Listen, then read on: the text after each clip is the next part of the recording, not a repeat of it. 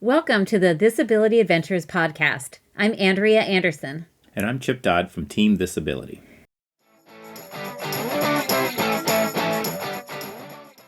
Hello, everybody. This podcast, I'm excited that we have an extra special guest that is unrelated to adventure racing, although Abdellah has shown us more adventure than we've probably had in quite a long time and helped make sure our trip to Morocco was unbelievable.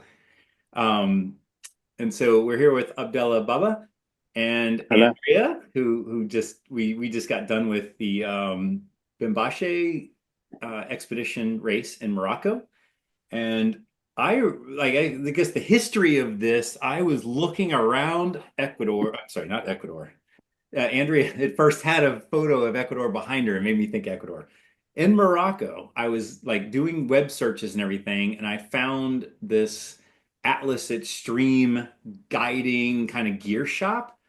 And I had reached out to a couple different shops, but I reached out to this one and like immediately got a response on WhatsApp, perfect English, answered all my questions, and I just like, oh my gosh, I have hit the jackpot. This guy knows everything.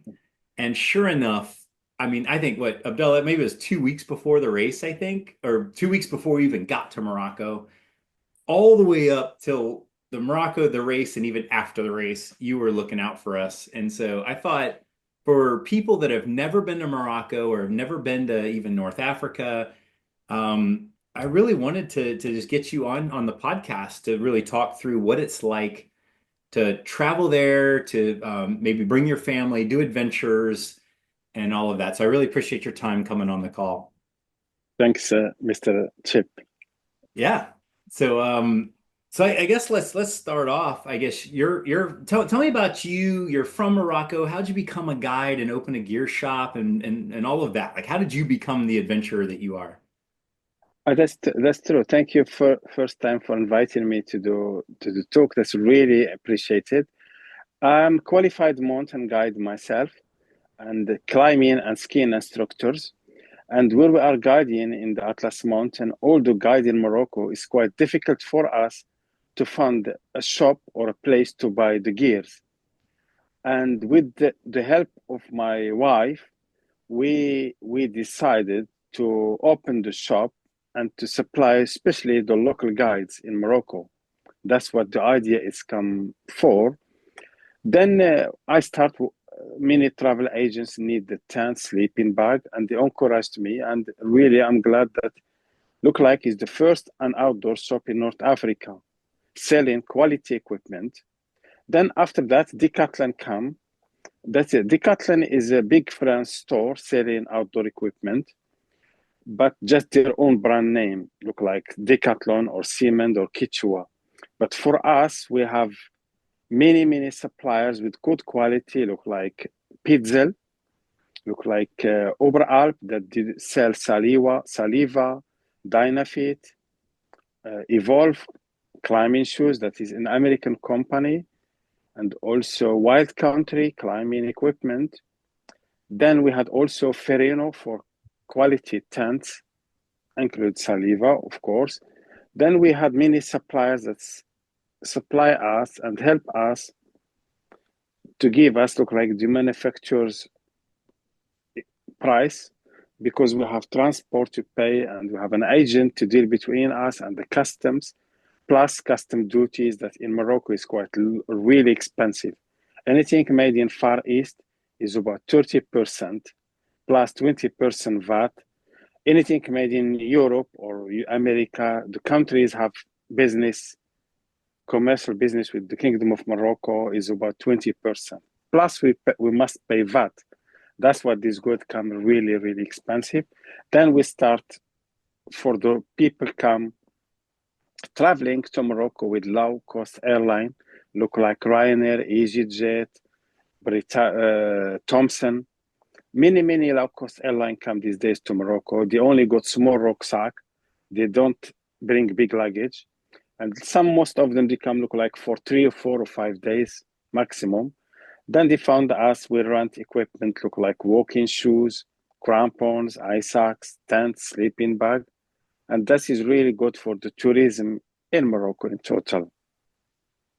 So I As just want to chime in here because um, I recognized right away when we met Abdullah what Chip and Abdullah had in common. You guys are both entrepreneurs and you both run businesses in much the same way. You see a need and you fill the need. that's And true. we went to Imlil to visit, and we actually stopped by your storefront at Atlas Extreme. And Abdullah is absolutely right. There's high quality brands there that you can purchase or rent. And it was kind of surprising to see in such a small village. Imlil is very small. There's only one short main street, I would call it. And it was just a breath of fresh air stopping in the store.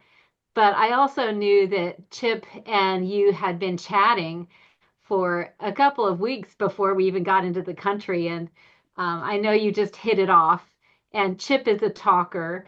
And I would say Abdullah is a talker too. So it was really great to have that connection.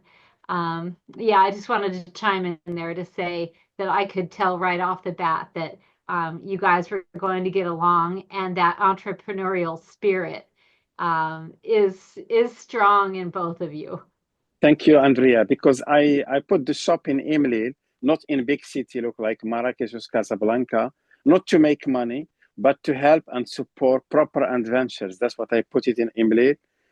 It's not about the rent is cheap, or sometimes I don't sell anything, but look like today, I have some people come from Russia, and you look in every city in Morocco to buy gas canisters, the screw top that they use. They cannot find it anywhere in Morocco except in Imlil, and that is really good, really good.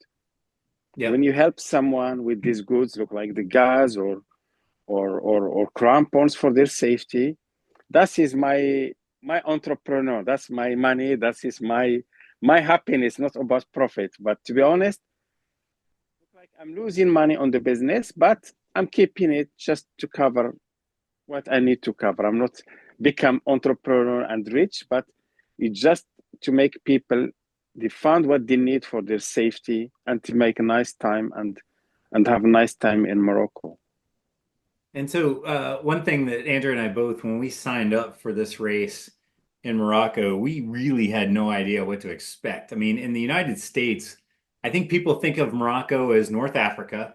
They think of it as hot, sand, uh, desert, like, like just the last thing you would think you would need in Morocco is an ice axe and crampons. But That's true. apparently, now we've been there, and if anybody's watching, you're looking at Andrea's backdrop, there's massive mountains in the background that are snow covered. Even though we're sitting here in May, they just had this huge snow, and the race actually added crampons to the mandatory gear list because once you get above, I mean, I think the mountains go up to like 4,000 meters, but once you get above like 3,600 meters, there's snow and lots of water coming off the snow and the glaciers. And I had no idea. This is the equivalent of going to Colorado, and there's these big 13,000 foot mountains all around you. I had no idea Morocco was like Colorado. It blew my mind that you're selling crampons. But it's That's good to know that if somebody wants to come there and summit one of these large mountains, and I'm going to butcher the name, but there's the main mountain from Imlil that everybody summits. Tokal, yeah, the Yes. Tokal summit. But talking about Colorado, it's true because in Morocco, what we call country of contrast or 4S, that's mean sea, sun, sand, and snow.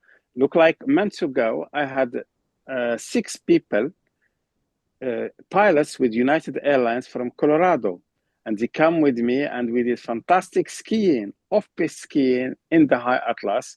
Even we had small avalanche, not a big one, it's a small one, but look like back to before 1995, we used to have plenty of snow, and that's definitely it's global warming. But luckily this year we had some snow, but normally Before 1995, 96, we used to have plenty of snow to the end of April, middle of May. We can ski. But as you know about global warming, it's become really less snow, but we still have the snow in the high Atlas in North Africa. You can come and ski. We have a ski station that's, according to Hamish Brown, an English and a Scottish writer that he wrote a book about the high Atlas. He said in 1961, used to be the highest ski resort in the world is in Morocco, in the Kingdom of Morocco. That is in Okamden. That is at the station start at 2,665 meters high, sea level. You can park your car there. Then chairlift, we have about 6 drag lifts and 1 chairlift, go up to 3,272. That's about 600-meter elevation. And that's what we learn skiing. But most of it in the Atlas Mountain, it's used what we call off-piste skiing. You must have sail-skiing, crampons, then Arva in case an avalanche or airbag. Then we do fantastic skiing. There are plenty, look like in Imlil, you can look like 5-6 days skiing every day, fantastic skiing. Then you go to the High Atlas Central, where is Dumgun, when you've been racing with Bimbache. That is beautiful also. Then you go also to the Atlas Oriental, where is Ayashi at 3,700 meters high. I mean, the Kingdom of Morocco, it's country of contrast with, as I said before, the 4S: sea, snow, sand, and sun. That's a great way to put it. And I think we experienced all of that while we were there. I mean, we didn't get to see the big dunes in the desert. Like I would have liked to have gone a little more southeast on the other side of the Atlas to see the big dunes. So when we come back, Yeah, we're going to definitely hit you up and have you put together a tour for that. But you well, gave that us would be good. the recommendation to go to the coast. You'd have to tell me the name of the town we went to. Oh, it's one of my favorites. I have actually 2 favorite cities in Morocco. One in the north near Tangier called Chefchaouen, then the one in the Atlantic coast near Marrakech that we called Essaouira. Essaouira, it's a unique city for me. My wife's favorite city, but we also do, we also organize trips between Essaouira and Agadir, what we call it in French, randonnée chamelière sur la côte atlantique. It's a camel trekking between Essaouira and Agadir. We take all our luggage, camping equipment in the morning on camels. Then we have lunch, and the afternoon is just by the beach. People have their own free time. They can swim, or they can read their book, or just relaxing.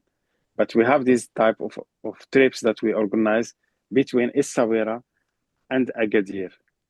Yeah. In So about surprising to me was also how big Morocco is. I thought we would see everything we needed to see in one trip because we were there almost 3 weeks. But yet we did not see the desert. We did not ride camels. There's just some things like I feel like we must go back for. Please But do. yeah, you had suggested that we go to Essaouira, and we Yeah, did, and we really enjoyed the village. It was like white buildings with blue trim, and that that's true. Essaouira blue is a really unique. It's almost a royal blue color, but kind of a purpley blue, but just a really beautiful color to see. So that town was really beautiful, and that was great advice. So thank you for that advice. Yeah. Definitely, and that Essaouira is actually it's is not only look like what you see, but have a long history about trading between Morocco and America. As you know, Morocco is the first kingdom to recognize America as their state, and it used to have a lot of trade shipping coming from the United States to Essaouira. Ah, well, It's we did the trip to Essaouira in a day trip. It took us, I think it was about 2.5 hours to drive from Marrakesh to Essaouira. mm, And we stopped along the way at a winery, which this was also a surprise to me that most places in Morocco you cannot get alcohol. So the influence of the Muslim culture means that it's just not readily available at restaurants or even stores. So it was kind of neat to go to a winery. I guess vineyards are new to Morocco. No, no, we have vineyards, beautiful vineyards in Morocco. Especially they are based near the foot hill of the Middle Atlas near a city called Meknes, and we make really nice wine in Morocco. Look like what we called one brand name called Voulibilia. But we have really nice because the weather is beautiful for it. The Middle Atlas, the foot hill of the Middle Atlas near Meknes, we have big vineyard. And as you know, Morocco is open country, and we have many religion, Christianity, Judaism, and Muslims. Mainly, they are Muslims, but we have Jewish people live in Morocco, and also Christian. We got nearly in every look like Essaouira got two churches, not only mosque, two in Essaouira, plus the synagogue. We have nearly in every city is a synagogue and the church. And Morocco is unique country. We live side by side with all religious, and that is the kingdom of Morocco. We make our I, own wine. We make our own beer. We call this special beer. We got two big brand names. One called Casablanca, as you know, the Casablanca. And also we have this type of other beer called Flag Special or Special Flag. I mean, that is really quality wine, quality beer. yeah, well, we spent some quality time with you outside of you guiding us, but you went to dinner with us and educated us on wine and the culture there. It was really important or helpful, I should say, that we connected with you because a lot of people in Morocco do not speak English. We're Yeah, not really used to that. Almost anywhere we go in the world, we can speak English and have no problem. But Morocco is a little different.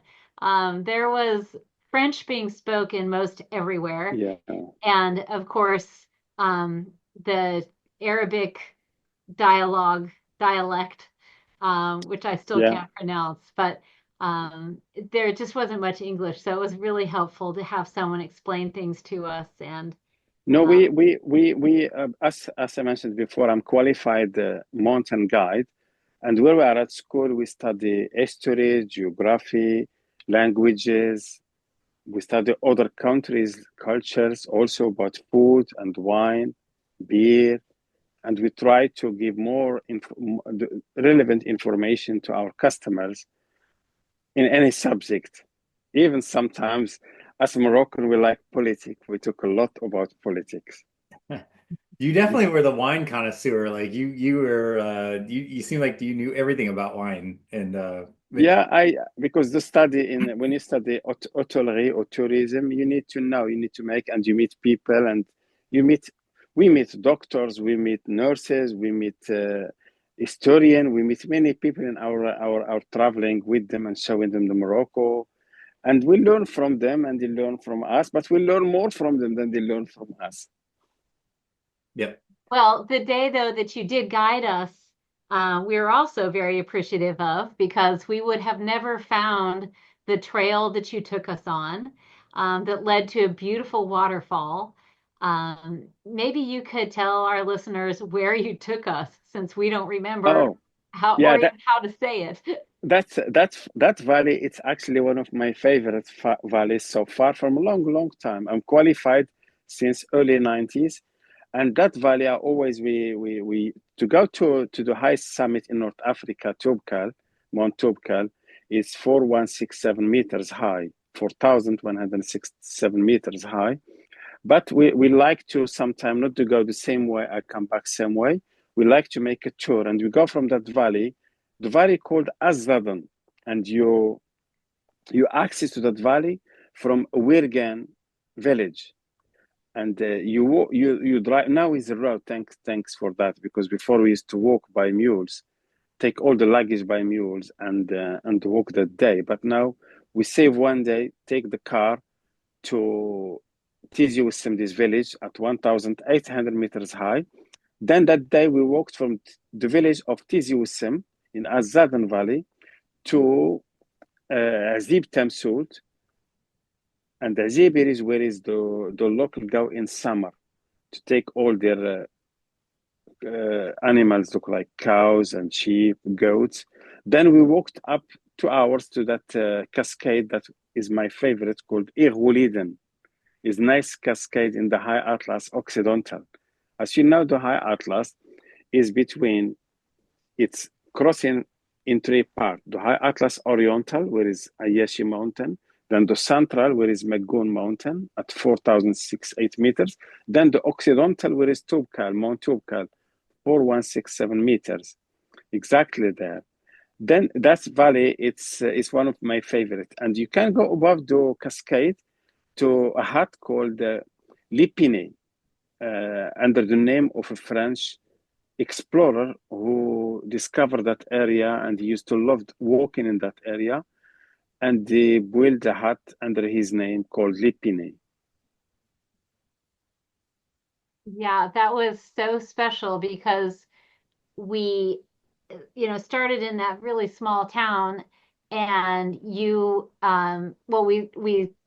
were walking by some locals who lived there, and after a couple of exchanges, you guys realized that you had known each other and that the last time you had seen each other was after an earthquake that had happened there. That's true, and that gentleman is in my photo near me with you and with Chip. It's where we in September, 8th of September, 2023, we had a big earthquake in Morocco, and that gentleman, he's been with me, not working with me. I used to be with a big group, but he visit one of his families, that his wife from that village, and he's about maybe 8 kilometers.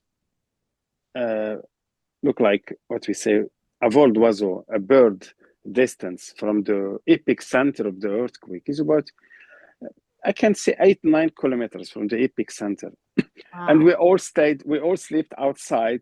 And he remembered me. Oh, do you remember? I said, no, I can't remember. But he remembered me very, very well. Then we start chatting. And after that, he invited us for tea to his house. And this is really show you the, what you call, I call Amazigh hospitality, but you call it Berber hospitality. But Amazigh is the free people who live in the Atlas Mountain. But the French call them the Berbers. Is very well known around the world and in the dictionary by Berber tribes. They are really very hospitable. Yeah, I agree. I was really surprised that they invited us into their home. That was at the end of our trek. But before that, we went up to the waterfall, and then we started back down, and a couple of his sons, I believe, were working Yeah, in the fields, and yeah, they invited us over for tea in the fields.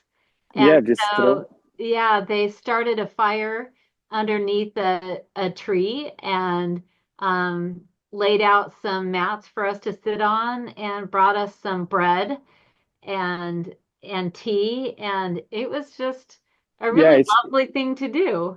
yeah, just to show you that is the Berber hospitality. We're walking down, and this when I'm walking up, he said to me, "Do not go down.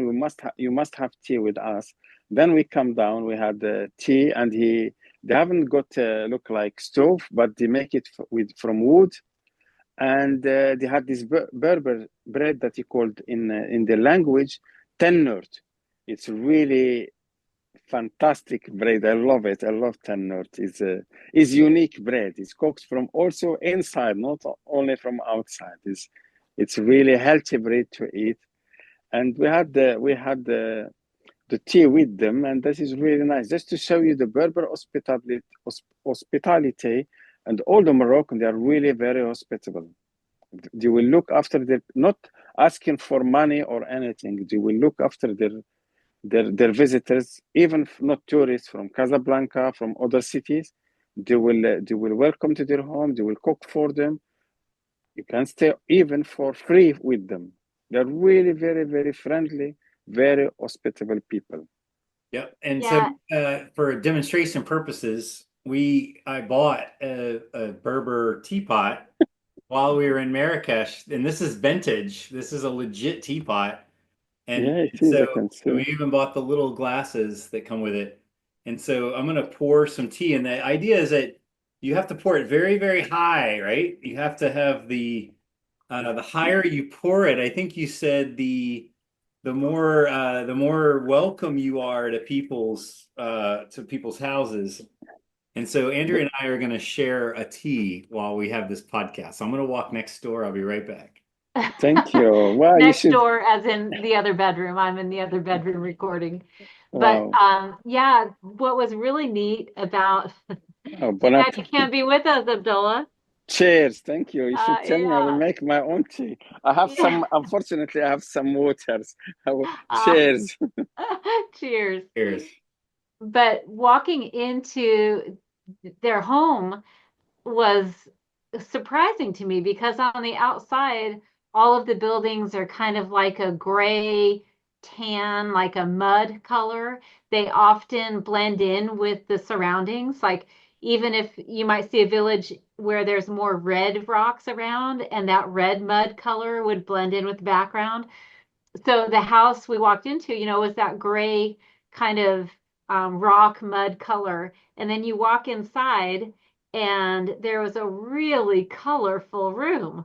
Like, there were benches all around the outside wall with cushions that were bright pink and red and green, and just the opposite of what it looked like from the outside. Just really colorful. That's And true. that bread, yeah, that bread was like big saucers, like big, I want to say like 18 inches around about. Yeah. And what you were saying was they would cook that on the inside of the oven, kind of along the walls of the oven, right? Yeah, that's true. Well, to be honest, what we say sometimes, the Italian pizzas is actually originally from the Atlas Mountain. We cook similar things, or from Morocco. To me, it just look like a pizza, and Yeah. that is part of life. I mean, we have, to be honest, we have a long, long history about food, about cooking, about clouds from the Atlas Mountain. They are really very, very smart people. Very, very smart, very intelligent, and they Well, still working in their land.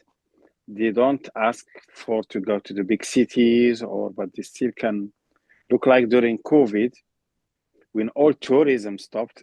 They are having nice life. They are working their ground. They got their own food. They don't need anything from anyone.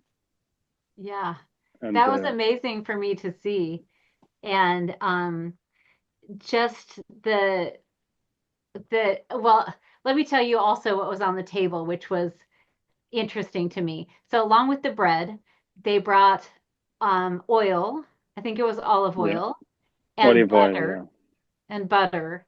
yeah, And from the yeah, popcorn was brought out to us. yeah, And because they got the popcorn from the field.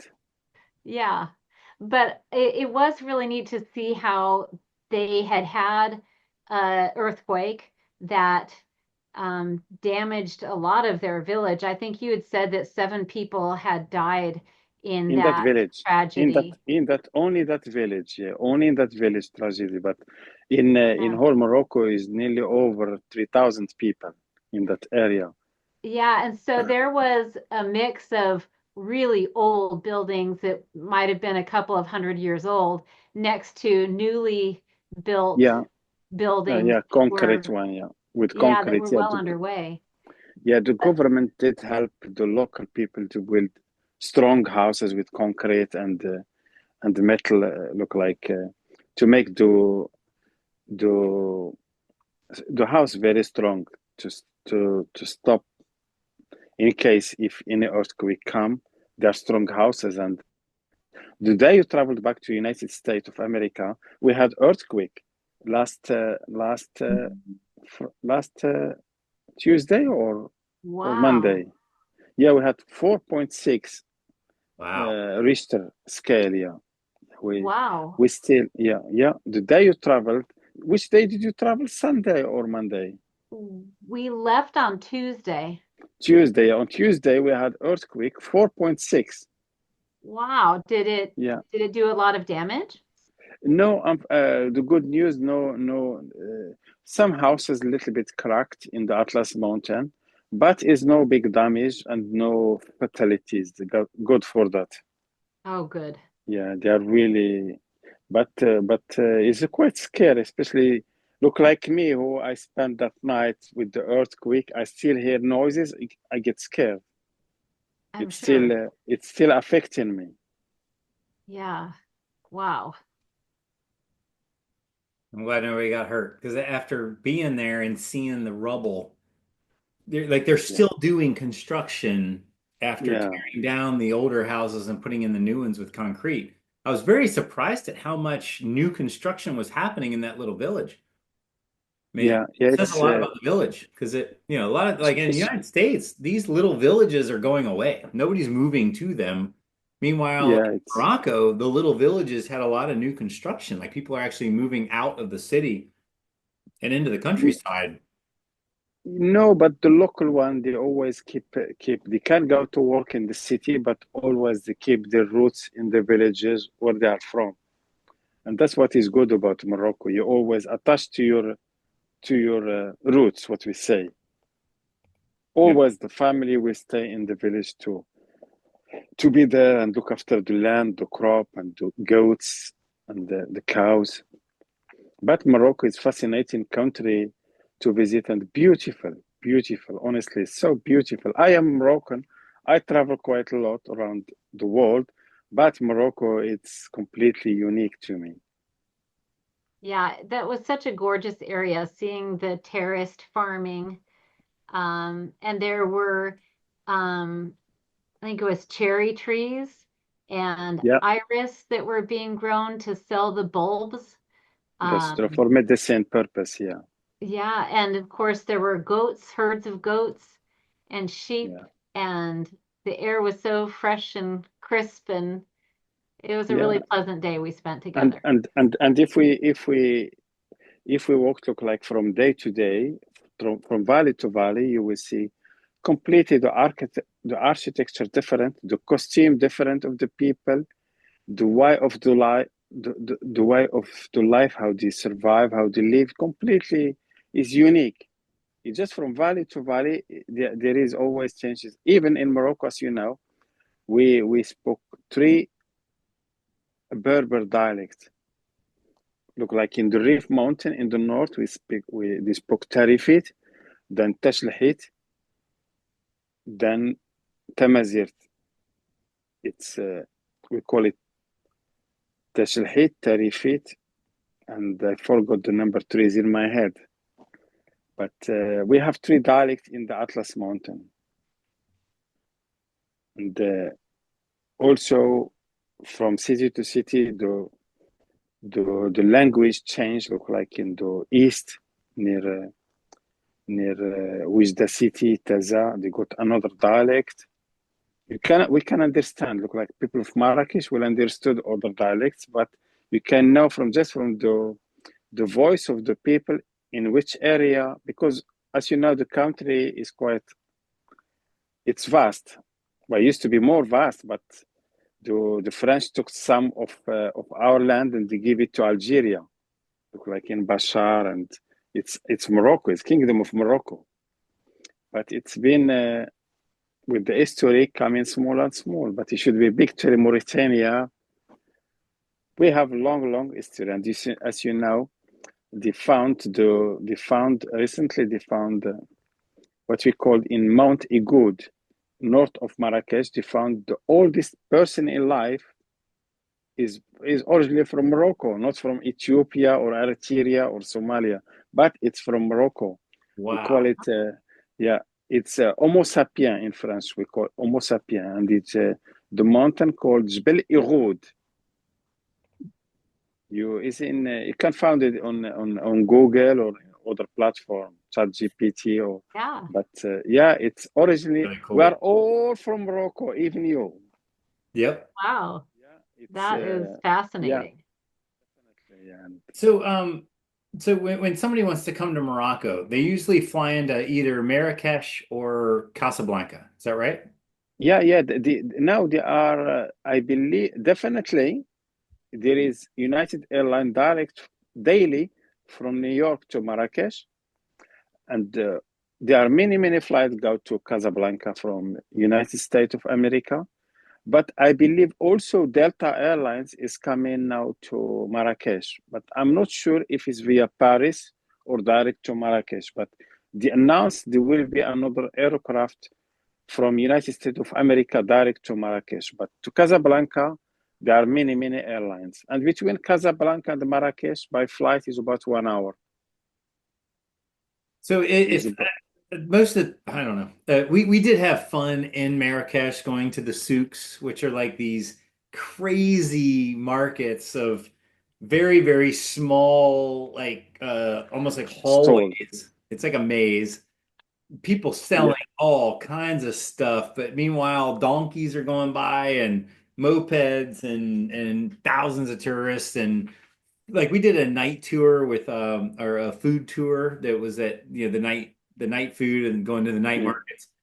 Um, but also when we went to that city on the coast, it was similar. It was like a fortress with very thin and I guess it's because Narrow. Morocco is so hot that you don't want the sun to come in. So you build these like little tiny hallways that keep angling, and that way you can kind of stay cool in the sun. But just Well, like those people that like shopping and arts and crafts and woodworking or leatherworking or just art of any type, ceramics. I mean, all the yeah, different souks were amazing. yeah. That narrow road's what we call the derb in Arabic, derb. And that is, look, when you think about Morocco, before there are Jews in Morocco, Judaism, Jew in Morocco, then the Christian come, look like where you see in Volubilis, and the Romans, then after the Islam come. I mean, the places when you found that small narrow roads, normally we call them Al-Mallah, look like where is the Jewish quarter. Then they become more popular time after time. They will look like that. Even the architect look like the balconies is look like built by the first Jewish settlers in Morocco. Because before the Jewish, they are Amazigh, the Berbers, and they have no religions, only the moon. And you can see some rock carving when they carve many animals, and also they always carve the moon around them. Maybe they are praying to the moon, but after Judaism, then Christianity, then the Islam come after that. And that's what is that narrow road, we call them driba or derb. Yeah, That was really unique. it's unique. And also Yeah, the, as you mentioned, the fortress and also the walls, the cities or the town, they're always got a big wall around the city because you have door to close at a certain time, open certain time for their safety. yeah. Well, speaking of safety, I think it's worth mentioning that this was the first time I've been to a country with a strong Muslim presence. And so it's the first time I've seen so many women having their heads covered and a lesser percent having even their face covered. Um, but I think it's worth saying I felt safe and I never felt like uncomfortable dressing and being, wearing the things I would at home. And in a little bit of a way, I kind of appreciated some of the um, what do you call it? I don't know, just there weren't people who were flashing their their skin and their goods. I mean, there They, was a they are they are modesty. That's they what I'm are looking they are in big cities because you mainly concentrated on the in the mountain and in the rural area where is more what we call conservative people. But if you go to the cities, you find people look like European. They Yes. are, but to be honest, for me personally, I only noticed that since 9/11, when the American and the British went against to Afghanistan, and the people become more look like my mother when I'm young. She never wear a scarf, but since 9/11, my mother started to wear a scarf and become well this war of Afghanistan and Bin Laden and all that things, and they start people a little bit, and that's really changed. But before, and we still, you can see people modern people. What we say, the Islam is in the heart, not in the scarf. If you Yep. are Muslim or Christian, it's always in the heart. But your religion is in the heart, not to be on your put a beard or put scarf around you. But Yeah. when you go to the city, it does change. But you go to the rural area, you find many people just conservative, respect to the area where they live and the entourage. Yeah, I think the biggest difference between being in the city and in the smaller villages is I didn't really see many women in the villages. I saw a lot of women in the cities, but I did wonder a few times, like where are all the women? Like there were a lot No, of men out and about and no, it just working. And the area we walked uphill to the on the footpath going to high altitude. But normally, ladies, you will see them always working, look like looking after the cow or the house, or you will see them definitely. Just the time when we start the walk and the time the area we went is high altitude, you will not see them. But look like that photo behind you, where is the azibs. In summer, there will be plenty of ladies there. They'll be working yeah, in their farms, in their field, with their children and looking after their cows and cutting some herbs for their animals, doing something. But they don't do hard work. Look like turn the ground is always done by men, or yeah. sometimes ladies go collect the wood from the forest. Not these days, because now they are not allowed to cut the trees by the forestry commission, but they provide them with cheap gas to cook with from sponsored lot from the government. Ah, Yep. I mean, okay. paid because to Well, buy gas. I know on our and the hike. bottom line is I did want to get across that I felt completely safe and No, comfortable. it is safe. It's safe So, country, to be honest. yeah. In Morocco, that's many people should understood. Morocco is a safe country. I can tell you, you don't need to listen to anyone or to the media or home office telling you that or that. Morocco, it's a really hospital and safe country. Before, I told one travel agent I used to work with called Took and Travel, and they pulled out in 2008, 9, 10. They pulled out of Middle East, and they say Morocco is a safe country. And they stayed in Morocco, and they said to me, "Thank you, Baba, for letting us, ensuring us a safe country." I said, "It is safe country because I know Morocco very well. It is a safe country, and they respect all the religion. They accommodate all the people, and they're really many management of big companies now in the world look like Intrepid Travel or uh, Discovery Travel. Many big companies, they come to Morocco as tour leader or just discovering the country with zero dirham, €0, no money, $0. And the Berbers, they welcome them, they are very hospitable. They show them the ways of the Atlas Mountain. Then they loved Morocco, and they make now big travel agent, taking customers around the world, not only in Morocco, in Chile, in Ecuador, in South America, North America, around the world. But I remember them when they come with us as two leaders, just with the rucksack. They haven't got any capital. Now they make, because they found the country, it's a safe country, very hospitable. The landscape is unique. And I will encourage any American to come to discover Morocco, especially the distance between the United States and Morocco. It's a short, It is six, short. 7, 8, 9 hours maximum. Yep. So that reminds me of one other thing that you told us that I want to make sure I got right. You were saying that the Berbers, like that word comes from meaning barbarian or something like that, but that couldn't be more far from the truth. But I think what you were saying too is that um, the Berbers basically invited the French in, so they were not conquered. The No, no, the Kingdom of Morocco, we used to pet lions. We used to have lions and tigers as a pet. Morocco is the only country never been invaded by any nation. But when is the what we called look like civil war start, or some trouble between tribe, the French been invited to come to Morocco to put the what you call it protectorat français, to protect.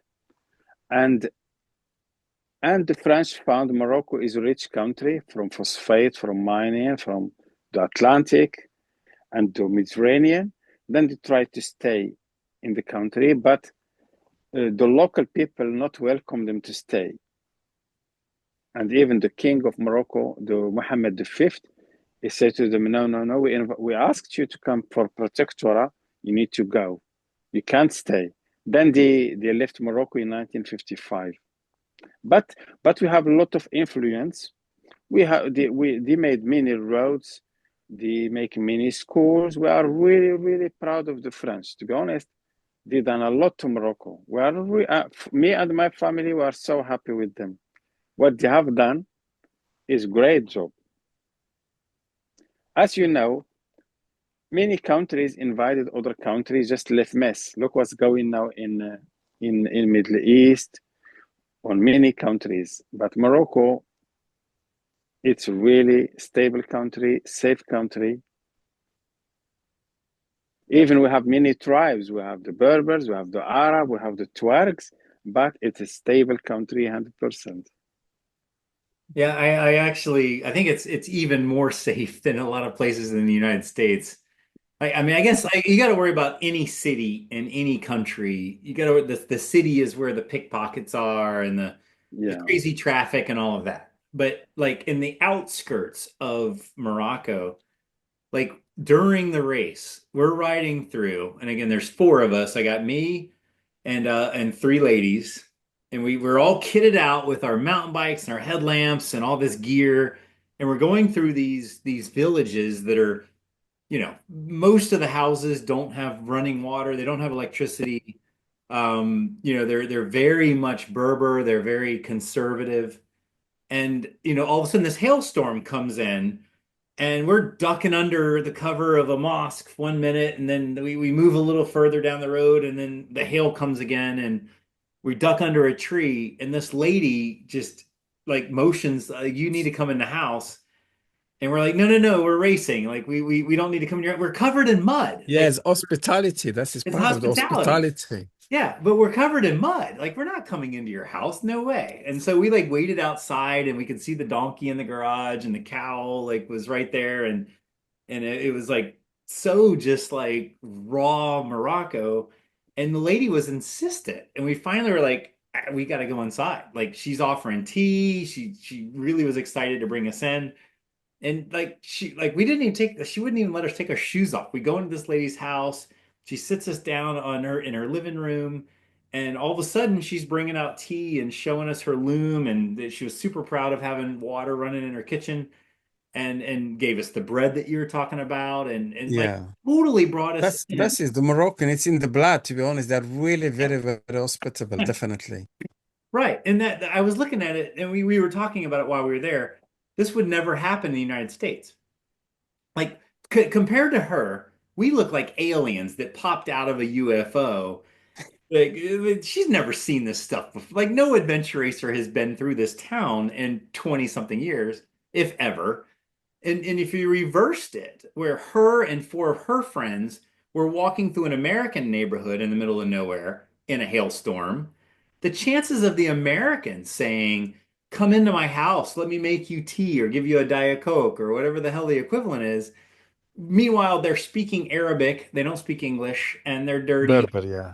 Berber, yeah. It's just I look at it going, they were so much more hospitable and friendly than the average American in that same situation. No, no, it's to be honest, I went to Europe, for example, traveling one time on my motorbike, and when you have trouble, really they are helpful people. When they show you need the help, they will help. Even I know I meet many American, even in Morocco, I meet some American when we're stuck somewhere. and we broke down and they stopped with their Land Rovers and they helped us. The people sometimes where you are in the rural area, they're really so helpful. It's just when you come in the cities when everyone is busy with their life and Yeah. but sometimes but in the Atlas Mountain. But to be honest, when your race, it just went fantastic. I guess you're telling us Tell about. me a little bit about your race. Ah, well, we might have to do this offline a little bit because we have not recorded our race ramble yet. But our Oh, next podcast will be all about the race. Um, oh, I will say, in short, it was really challenging. it is. And you had some ideas of where you thought our race might go based on, the distances and what we'd be doing in each leg. And I think you were largely right. The race went near Magoon. Yeah, They had to cancel the summit because of weather and yeah, just how much snow there was there. there And is then there is a lot of snow. Yeah, yeah. But we did make it to the end, well done. and we did some things that we um, were just really surprised at the challenge that was before us. And of course, the beauty was just amazing. It's Everywhere you beautiful. looked was some epic scenery. So Yeah, that's honestly, I'm glad you went the race through there because uh, a group, I think he's from Germany, one gentleman called Oleg, been in touch with me. But that day, back to my atlasextreme.com, my Atlas Extreme Outdoor shop, I helped many customers on that race to rent crampons from me at competitive price. That's €3 per day per crampon is nothing because crampon can broken easily. yeah. But they are really so happy they found us. Even I opened brand new boxes, brand new crampons for them because I ran out of the renting one. Ah, Yeah, I did rent about maybe another 16 or 14 crampons brand new. wow. And that's just to give this to provide the service to them. That's And I hope they wonderful. are happy with my service because really we worked hard to please them. Many taxis come from Emily bringing crampons. Then someone taking them to Hotel Oiseau for them. And Yeah, well, we are so happy. But the route, the itinerary Mr. Chip sent me is really fantastic. yeah, our team didn't get a chance to do part of the course that went up to the pass that required the crampons. But I know everyone was scrambling at the last minute during our gear checks because we had to show our gear, and some teams had brought um, not the full strap List. crampons. They had Mm, more like micro spikes. mm, So yeah, there was a last minute scramble for the the better kind of yeah. crampon. Yeah, that's my crampons come last. I'm sure they really appreciated you. Yeah, they did. Honestly, some people really thanked me by emails, by WhatsApp, and I'm happy I provided that service. That's wonderful. Yeah. So yeah, the just to in short, the race was amazing. It was way harder than we were expecting. Wow. The Hello, people were Michelle. amazing. Hello, Sarah.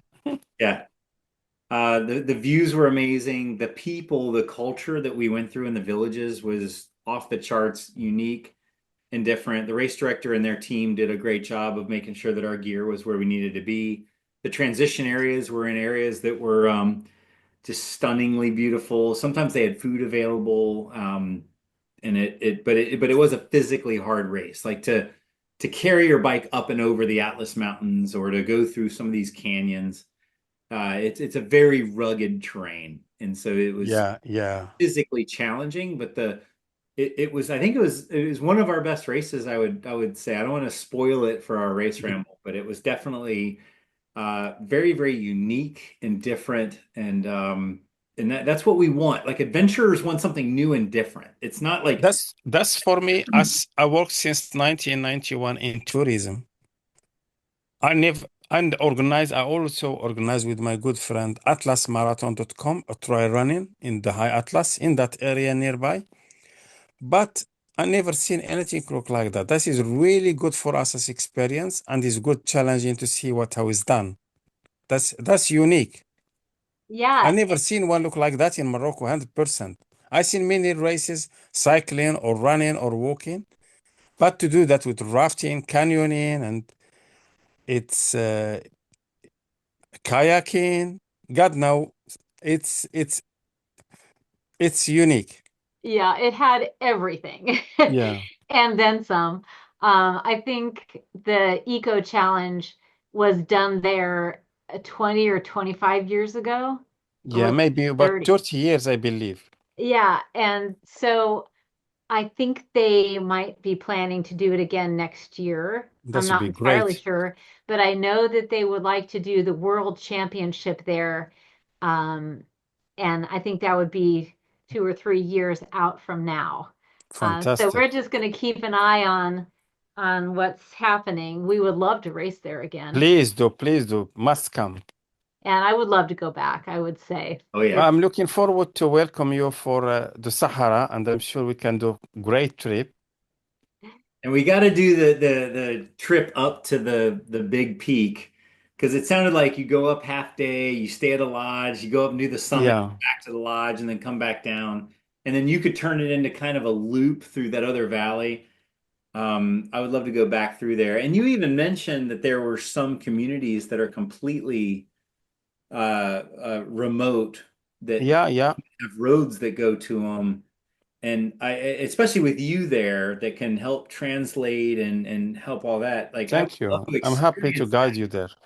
because it like you said, even though they're completely remote and they're doing everything by hand and all their agriculture is by hand and some people don't have electricity or running water, they're happy and they're grounded, they're intelligent, they're interesting to talk to. And so I felt like Morocco has so much to offer and we just scratched the surface on that experience. No, no, you didn't scratch the surface, but I'm sure you did discover more than anyone in your race because you are there for 3 weeks. And That's you drove in Morocco and you need more big van. That is great. That is an experience to drive, to be honest. yes. But definitely you done a lot about Morocco. I'm glad you visit the city behind you, Essaouira, and you done that race that is unique because we did see many races mentioned, cycling. We organized Etape de Tour de France in Marrakesh in 2018, November, just before COVID. And this race is unique. And really, I'm glad everything went smooth and finished, and you're still talking to me now. I mean, it's not easy as you think, because maybe you've been racing in many races, but for me, well done. Well done to all of you, four of you, and to Thank everyone you. participating in that race. Thank you. And we felt like you were watching out for us the whole time we were there. Every time we, needed to go somewhere, I know Chip was in touch with you and, you would tell us where to go, what to watch out for, including how not to get speeding tickets on the way to Essaouira, Which which one? Yeah, no, I Chip, do that. I'll be honest with you. Today, I've been helping some Russian people. I've been helping some Belgian person.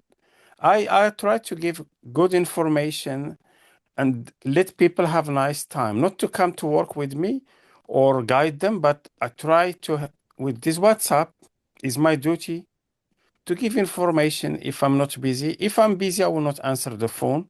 But if I'm just sitting, I will answer any question anyone like to ask or help. I but will do it. And I you always do went it anyway. above and Since, beyond. Yeah, yeah, You you went above definitely and definitely I did. beyond. will. I mean, I will try to give best of Morocco to everyone and try to show many people of beaten tracks, look like what you did in that village to the Cascade. Many people go just to Imlil and walk up down, but try to show them different area where is not off beaten track, I call it. Yeah. I mean, not frequent So visiting there's driving. one more Also, thing kind of logistically I want to mention. Um, Chip rented a car while we were there, and we did consider renting an RV. And we were really glad we did not rent an RV because the roads are quite narrow. They're not necessarily what you would be able to drive an RV on. And I thought it was really challenging driving just a small car, which we found out was like one of the biggest cars they have in Morocco is what we rented. But from our standards, it was pretty small. And yeah, Chip Understand did that. get a couple of speeding tickets. One was $10, one was $15. And Yeah, that it's to be teach him a honest, lesson. it's really, really, I'm glad you had a speeding ticket because I'm glad for the Moroccan police or what you call the one at the side of the road gendarmerie to to to to control the people because people can go with any speed. And it's good to keep control in the villages to make less accident. And that's Yeah. really, I'm so happy for thank you. for Yeah. to stop people and to not punishment, but it's just warning with small money.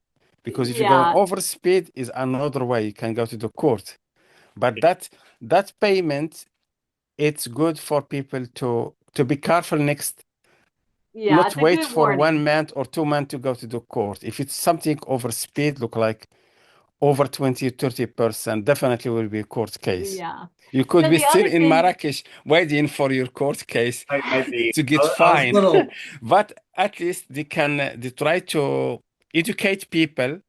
I stopped you here, you paid the fine. Next, after I finish with you, watch your speed limit. And that is really, I can say, make accident nearly 70 to 80% less. I bet. Yeah. And on that note, I also wanted to mention that you don't need to rent a car. There were plenty of taxis. There were plenty of day trips you could take. I'm sure Abdullah could find transportation for you if you're not someone who's comfortable driving in a foreign Yeah, country. yeah, that's true. And driving in Marrakesh was insane. It was so It's good crazy. experience. It's part of the adventures. It's part of the adventures, especially for cheap. That is something to put in the Guinness book. But it's good. I mean, I've been to many people frightened, as Andrea mentioned. Oh, I don't like to drive in Morocco or Africa or North Africa. But it's good to have an experience and drive your own car, especially if you're going into the south or the Sahara where it's empty roads and off-road, it's really good to rent your own four-wheel drive and do some nice discovery and with freedom. It was really great for us, like you said, to have that freedom. But boy, those mopeds, like weaving in and out of the bigger cars, and then the We bigger cars struggle with not them paying any too. We mind to struggle the with dotted them too. line. Oh, yeah, I do, to be Trust me. honest, everyone with this because the cheapest option to be on time, you need to go with the motorbike. Yeah. But many people they haven't used to them. They get frightened from them. But since they use them, they know where they're going and how to keep away from the cars or in any emergency. They're very they used to it. I would say they yeah. used to it. But to rent a car is a really good experience, and I will encourage anyone to do it. I will encourage anyone part of life, part of adventures. Like Well, if you grew up driving a go-kart or a sports car or That's you true. had That's cheap. cars to do bumper cars, like your head has to be on a swivel. Like it was absolutely like every ounce of your brain power is working not to run into somebody or get It's run. true. Yeah, it's and it was true. also a stick shift. I imagine Yeah, most of the cars are like that there. yeah. Yeah. I was really glad to turn the car back over to know that, No dents, there was no accidents, no nothing blood happened to the splats car. on the front. No, I went in your car to that valley, Azadan Valley. You are really good driver, Chip. Honestly, you are great. Otherwise, I wouldn't go with you. Right. You are a good driver. I love the look on your face when like I was like, I wonder how fast we can get down this mountain. And you were just like, no. It was kind of funny. It's Uh, true. yeah. Oh, But the other thing that like you're not the normal guide. You helped us before we even got there. From the time I got off the airplane, you were like, okay, when you come in, here's the currency exchange, go get your money and go over here. Here's all the different SIM cards. You need to go to the one on the right called Marcom. That's got the best service. Here's that. Go here, go there. And then anytime we needed a taxi, your brother has a taxi. And then we needed bike boxes to go from the airport to the hotel. And you're like, no problem. I got a guy with a truck. And you actually curated our entire trip, even though all you did, like officially, was guide us on a hike and some other little stuff, but you looked out for us the whole time. And that was much appreciated. It really made our trip. And I think everybody else had to deal with like, how do I get my bike box from here to there when all the taxis can't take a bike box? But you had a guy with a truck and they were always on time. Our stuff got around safely. And so and I know you probably can't offer that to everybody, but I seriously, do. Unfortunately, I do. That's my you do. problem. That's my Yeah. problem, Chief. Honestly, I will do it with anyone. I always help people. Look like today, I refunded someone rent sleeping bag 15 euro. He rent three sleeping bag for one night, but another taxi driver took him somewhere else, and he said my shop is closed. The shopkeeper he went just to eat something and come back, but he should call me, say to me, the shop is closed because I'm always on the phone, but he didn't. I should say, no, you should wait, call me or should wait. But I refunded him his money. It's not about money, it's about the service. That's what I really appreciate what you put on the page Google about my Atlas Extreme, my shop. It just we try to give people proper service. We make small money if we can. We like to make money.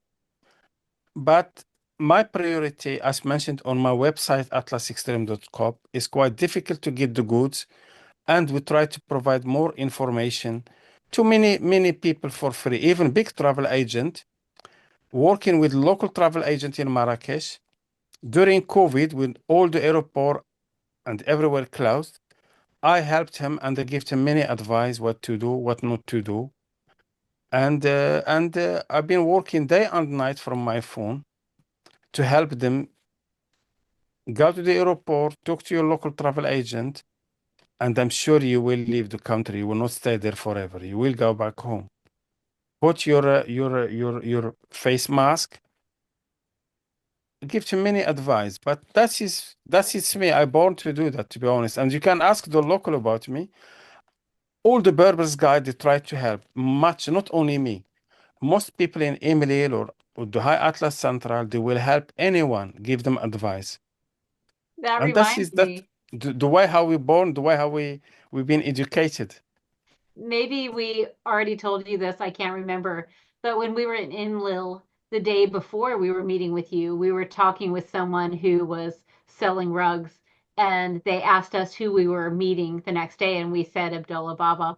And they're like, "Oh yeah, he's great, basically. He's a long time person that's respected in that area." Thank you. Yeah, So I respect people and they respect me. And they're really people in Emily, they're really lovely people. When I come look like with zero dirham, they invited me, they welcomed me to their homes, they feed me, stayed overnight, and they still doing that for me. And we are look like it's not business or money or anything. It's just we try to help each other if we can. yeah. Well, I just really Thank you. appreciate you helping us. It really made a big difference in our trip. So thank you so much. Well, it's pleasure because to be honest, I learned also many things from you. Really appreciate it. Well, Chip is he's of like mind. So I think he likes to help as much as you like to help. So Thank you, there's Andrea. a match made in heaven, maybe. I'm Absolutely. sure we will, definitely. Yeah, as you were telling me all about the gear and how to get things in and out of the country, like my entrepreneurial brains run in like, okay, how do we get a crate of bikes to rent bikes in Marrakesh or wherever? Yeah, so Yeah, I would love to. Like, it just made me want to do business in Morocco. Yeah, and you will tell me later about your trip riding in Marrakesh. That's fantastic with Michelle. Yep. Wow, that is great to discover Marrakesh properly is by bike. Yes, absolutely. Yeah. In the souks, and again, we could be on this call forever, but basically, anybody who wants to go to Morocco, you've got to reach out to Abdellah, and he was Thank you. help Appreciate it. experience it proper. And so as we wrap up, how would you like people to contact you if they wanted to arrange a trip to Morocco? It just that's my name, Abdullah Baba is all one word at gmail.com. Abdullah Baba at gmail.com or via my company, it's a.baba at atlasextreme.com. Yep, and let me We'll I'm put gonna that in the do the notes. share screen real quick just to make sure. That's your website? That's my website, yeah. Yep, because I think I scrolled down and whatever, somewhere I found your WhatsApp number on here. Maybe it was under contact us. Yeah, it's in the contacts, yeah. Yep, I There it reached is. out to your WhatsApp and you got back to me super quick. And Thank you. from then on out, the match was made in heaven. But definitely, if anybody wants to go to Morocco, you'd be crazy not to reach out to Abdullah to help plan your trip. And Yes, please do. Please do. If I can help, I will be so happy to help. If it's I can't, I will give some advice what to do. Wonderful. Well, yep. thank you so much for your Thank you so time. much, Andrea. Thank you Thank so you. much, Chips. Nice to meet you. Yep. You too. Great. All We'll right. Bye-bye. hit you up next Take time we come care. to Morocco. Take care. Bye. Okay. Bye-bye, everybody. We hope you enjoyed this podcast. Please take a moment to leave a rating and a comment. To find additional content, including the video versions of these discussions, you can search for Disability Racing on YouTube, Facebook, and Instagram. We hope this podcast inspired you to focus on your abilities and plan your next adventure. See you on the trail.